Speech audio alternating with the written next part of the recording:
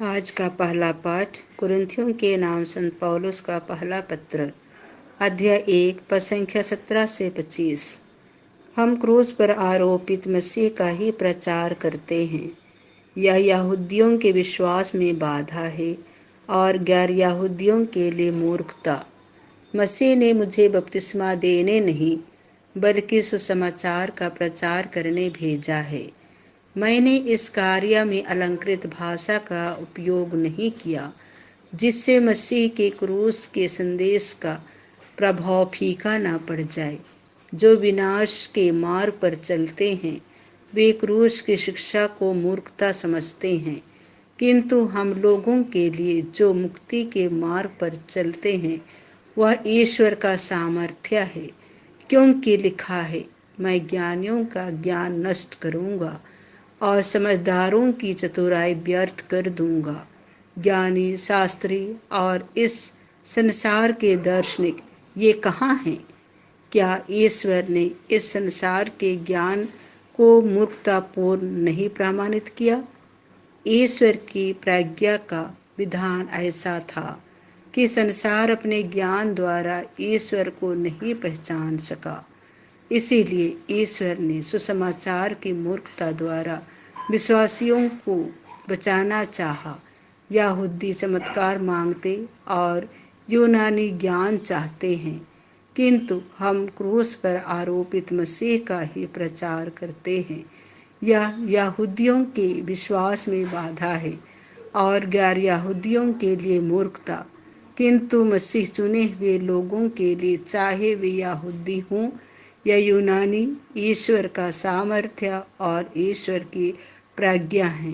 क्योंकि ईश्वर की मूर्खता मनुष्यों से अधिक विवेकपूर्ण है और ईश्वर की दुर्बलता मनुष्यों से अधिक शक्तिशाली। संत मत्ती के अनुसार पवित्र सुसमाचार, अध्याय 25 पद संख्या 1 से 13। देखो, दुल्हा आ रहा है, उसकी अगुवानी करने जाओ। यीशु ने अपने शिष्यों को यह दृष्टांत सुनाया। उस समय स्वर्ग का राज्य उन 10 कुंवारियों के सदृश होगा जो अपनी अपनी मशाल लेकर दूल्हे की अगुवानी करने निकली। उनमें से 5 समझदार थीं और 5 नासमझदार। नासमझ अपनी मशाल के साथ तेल नहीं लाई। समझदार अपनी मशाल के साथ साथ कुप्पियों में तेल भी लाई। दूल्हे के आने में देर हो जाने पर सब ऊँघने लगी और सो गई। आधी रात को आवाज़ आई, देखो, दूल्हा आ रहा है, उसकी अगवानी करने जाओ।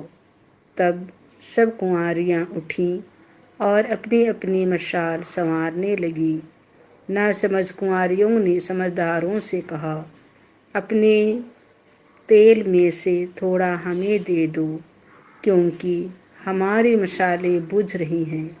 समझदारों ने उत्तर दिया, क्या जाने कहीं हमारे और तुम्हारे लिए तेल पूरा ना हो।